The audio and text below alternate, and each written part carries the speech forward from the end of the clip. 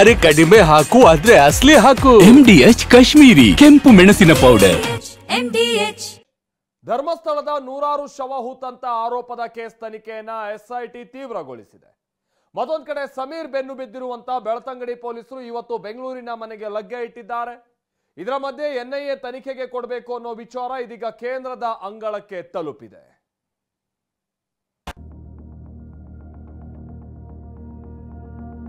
ನಾವು NIA ಮಾಡಬೇಕು ಅಂತಕ್ಕಂಥದ್ದು ಒತ್ತಾಯ ಮಾಡ್ತಾ ಇದೀವಿ. NIA ತನಿಖೆ ಮಾಡಿ, ಅದು ತನಿಖೆ ಅಲ್ವಾ? ಯಾರು ಈ ಷಡ್ಯಂತ್ರ ಮಾಡಿದ್ದಾರೆ ಅನ್ನೋದು ಗೊತ್ತಾಗಬೇಕಲ್ಲ. SIT ತನಿಖೆ ದಿನೇ ದಿನೇ ತಡ ಆಗ್ತಾ ಇರತಕ್ಕಂಥ ಪರಿಣಾಮವಾಗಿ ಧರ್ಮಸ್ಥಳ ಬುರುಡೆ SIT ತನಿಖೆ ಚುರುಕುಗೊಂಡಿದೆ. ಬೆಂಗಳೂರು ಧರ್ಮಸ್ಥಳದಲ್ಲಿ ಬುರುಡೆ ರಹಸ್ಯ ಕೆದಕುತ್ತಿದ್ದಾರೆ. ಸುಳ್ಳಿನ ಕತೆ ಕಟ್ಟಿ ಬುರುಡೆ ಬಿಟ್ಟವರಿಗೆ ಬಿಸಿ ನೀರು ಕಾಯಿಸಲಾಗ್ತಿದೆ. ಇವತ್ತು ಕೂಡ ಸಮೀರ್ ಮನೆ ಮೇಲೆ ದಾಳಿ ನಡೆಸಿದೆ.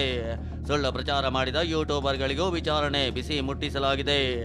SIT ತನಿಖೆ ಹೊರತಾಗಿಯೂ NIA ತನಿಖೆಗೆ ಆಗ್ರಹ ಹೆಚ್ಚಾಗ್ತಿದೆ.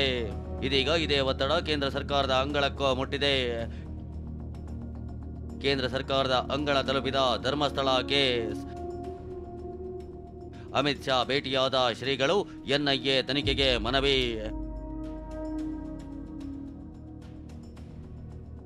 ಧರ್ಮಸ್ಥಳ ವಿರುದ್ಧ ಷಡ್ಯಂತ್ರ ನಡೆಯುತ್ತಿದೆ. ಧರ್ಮಸ್ಥಳದ ಷಡ್ಯಂತ್ರಕ್ಕೆ ವಿದೇಶಿ ಫಂಡಿಂಗ್ ಆಗಿದೆ. ಹೀಗಾಗಿ NIA ತನಿಖೆ ಆಗಬೇಕು ಅಂತ ಬಿಜೆಪಿ ನಾಯಕರು ಧರ್ಮಸ್ಥಳ ಚಲೋ ನಡೆಸಿದ್ರು. ಇದೀಗ NIAಗೆ ಧರ್ಮಸ್ಥಳ ಕೇಸ್ ವಹಿಸಬೇಕೆಂಬ ಒತ್ತಡಕ್ಕೆ ಸ್ವಾಮೀಜಿಗಳ ಬಲವೂ ಸಿಕ್ಕಿದೆ. ವಚನಾನಂದ ಶ್ರೀಗಳ ನೇತೃತ್ವದ 8 ಸ್ವಾಮೀಜಿಗಳ ನಿಯೋಗ ಕೇಂದ್ರ ಗೃಹ ಸಚಿವ ಅಮಿತ್ ಶಾರನ್ನ ಭೇಟಿಯಾಗಿದ್ದಾರೆ. ಪ್ರಕರಣವನ್ನ NIAಗೆ ನೀಡುವಂತೆ ಮನವಿ ಮಾಡಿದ್ದಾರೆ. ಸ್ವಾಮೀಜಿಗಳಿಂದ ಸಂಪೂರ್ಣ ಮಾಹಿತಿ ಪಡೆದುಕೊಂಡ ಅಮಿತ್ ಶಾ ಪ್ರಕರಣದ ಬೆಳವಣಿಗೆಗಳನ್ನು ಸೂಕ್ಷ್ಮವಾಗಿ ಗಮನಿಸುತ್ತಿದ್ದೇನೆ. ಧರ್ಮಸ್ಥಳ ಕೇಸ್ ವಿಚಾರವಾಗಿ ಕ್ಯಾಬಿನೆಟ್ ಸಭೆಯಲ್ಲಿ ಚರ್ಚಿಸಿ ನಿರ್ಧಾರ ಕೈಗೊಳ್ಳುವುದಾಗಿ ಹೇಳಿದ್ದಾರೆ. ಅಲ್ಲದೆ ಅಪಪ್ರಚಾರಕ್ಕೆ ಕಡಿವಾಣ ಹಾಕಲು ಹೊಸ ಕಾನೂನು ರೂಪಿಸುವ ಭರವಸೆ ನೀಡಿದ್ದಾರೆ. ಶಾ ಭೇಟಿಯಾದ ಬಳಿಕ TV9ಗೆ ಪ್ರತಿಕ್ರಿಯಿಸಿದ ಪಂಚಮಸಾಲಿ ಹರಿಹರ ಪೀಠಾಧ್ಯಕ್ಷರಾದ ವಚನಾನಂದ ಶ್ರೀಗಳು ಅಮಿತ್ ಶಾ ಸಕಾರಾತ್ಮಕವಾಗಿ ಸ್ಪಂದಿಸಿದ್ದಾರೆ ಅಂತ ಹೇಳಿದ್ರು. ಇದ್ರ ಬಗ್ಗೆ ಸಂಪೂರ್ಣವಾಗಿ ತನಿಖೆ ಆಗ್ಬೇಕು. ಈ ರಾಜ್ಯ ಸರ್ಕಾರ SIT ರಚನೆ ಮಾಡಿದೆ. ಅದ್ರ ಸಂಪೂರ್ಣವಾಗಿರುವಂತ ಯಾವುದೇ ರೀತಿ ಕ್ಲಾರಿಟಿ ಇಲ್ಲ, ವರದಿ ಬಂದಿಲ್ಲ. ವರದಿ ಎಲ್ಲ ಬಂದ ಮೇಲೆ ಮುಂದೆ ಅವರು ಪರಿಶೀಲನೆ ಮಾಡಿ ಮುಂದೆ ಅವರು ಹೆಜ್ಜೆ ಇಡ್ತಾರೆ ಅಂತ ಹೇಳಿದ್ದಾರೆ. ಸ್ವಾಮೀಜಿಗಳ ಈ ಭೇಟಿಗೆ ಶಾಸಕ ಬಸನಗೌಡ ಪಾಟೀಲ್ ಯತ್ನಾಳ್ ವ್ಯಂಗ್ಯವಾಡಿದ್ದಾರೆ. ಸ್ವಾಮೀಜಿಗಳು ತಮ್ಮ ಸಮುದಾಯಕ್ಕೆ ಏನೋ ಮಾಡಿಲ್ಲ ಅಂತ ಕಿಡಿಕಾರಿದ್ದಾರೆ. ತನ್ನ ಜಾತಿಗೆ ಏನು ಮಾಡ್ಲಾರ್ದವ ಇನ್ನೇನು ಇದ್ರ ಬಗ್ಗೆ NIA ಬಗ್ಗೆ ಮಾತಾಡುವಂಥದ್ದು ಸುಮ್ಮನೆ ನಾಟಕ ಎಲ್ಲ. ಸ್ವತಃ ಪಂಚಮಸಾಲಿ ಸಮಾಜನೆಗೆ ದಿವಾಳಿಯಾಗಿ ಹೋಗಿದೆ. ಈ ಮಧ್ಯೆ ಕೇಂದ್ರ ಸಚಿವ HD ಕುಮಾರಸ್ವಾಮಿ ಕೂಡ ಅಮಿತ್ ಶಾ ಭೇಟಿಯಾಗಿ NIA ತನಿಖೆಗೆ ಮನವಿ ಮಾಡಿದ್ದಾರೆ. ಈ ನಡುವೆ ವಿಪಕ್ಷ ನಾಯಕರು NIA ತನಿಖೆಗೆ ಕೊಡಬೇಕೆಂಬ ಆಗ್ರಹವನ್ನ ತೀವ್ರಗೊಳಿಸಿದ್ದಾರೆ. NIA ಅವರು ಕೊಡ್ಲಿಕ್ಕೆ ತಯಾರಿಲ್ಲ ಅನ್ನೋದು ಸ್ಪಷ್ಟ ಆಗಿದೆ. ಯಾರು ಈ ಷಡ್ಯಂತ್ರ ಮಾಡಿದ್ದಾರೆ ಅನ್ನೋದು ಗೊತ್ತಾಗಬೇಕಲ್ಲ. ಷಡ್ಯಂತ್ರ ಆಗಿದೆ, ಇದು ನಾವಷ್ಟೇ ಹೇಳ್ತಾ ಇಲ್ಲ, DK ಶಿವಕುಮಾರ್ ಹೇಳಿದ್ದಾರೆ. ಕೋಟ್ಯಾಂತರ ಮಂಜುನಾಥೇಶ್ವರನ ಭಕ್ತರಿಗೆ ನೋವಾಗ್ತಾ ಇದ್ದಾರೆ ಅಪಪ್ರಚಾರದ ಕಾರಣದಿಂದಾಗಿ.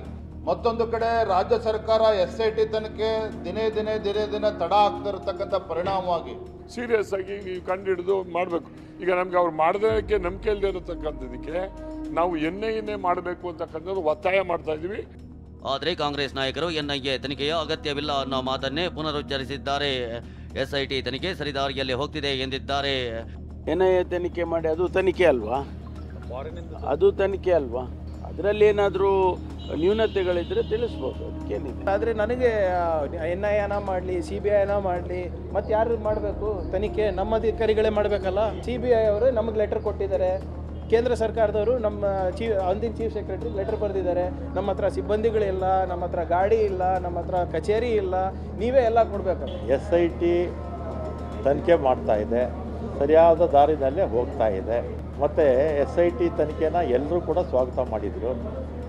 ಆಮೇಲೆ BJPಯವರು ಏನು ಕಾರಣನೋ ಗೊತ್ತಿಲ್ಲ, ಅವರು ಅದಕ್ಕೆ NIA ಮಾಡಬೇಕು ಅಂತ ಹೇಳ್ತಾ ಇದ್ದಾರೆ. ಸದ್ಯ ಪ್ರಕರಣದ ತನಿಖೆಯನ್ನ SIT ತೀವ್ರಗೊಳಿಸಿದ್ದು ಬುರುಡೆ ಬಿಟ್ಟವರಿಗೆ ನಿಧಾನವಾಗಿ ಬಿಸಿ ಮುಟ್ಟಿಸುತ್ತಿದೆ. ಫಂಡಿಂಗ್ ಬಗ್ಗೆ SIT ಮತ್ತು ED ಪರಿಶೀಲನೆ ನಡೆಸ್ತಾ ಇದ್ದು NIA ಎಂಟ್ರಿ ಕೊಡುತ್ತಾ ಅನ್ನೋದು ಕುತೂಹಲ ಮೂಡಿಸಿದೆ. ದಕ್ಷಿಣ ಕನ್ನಡದಿಂದ ಪೃಥ್ವಿರಾಜ್ ಅಶೋಕ್ ಜೊತೆ ಸುನಿಲ್, TV9 ಬೆಂಗಳೂರು. MDH ನ ಕಿಚನ್ ಅಲ್ಲಿದ್ರೆ ನಾವು ಎಲ್ಲವನ್ನು ಮಾಡಬಹುದು. ಬೆಂಗನ್ ಕಾ ಬರ್ತಾ, ಆಲೂ ಗೋಬಿ, ಭಿಂಡಿ ಮಸಾಲಾ, ಇನ್ನೂ ಬಹಳಷ್ಟು. MDH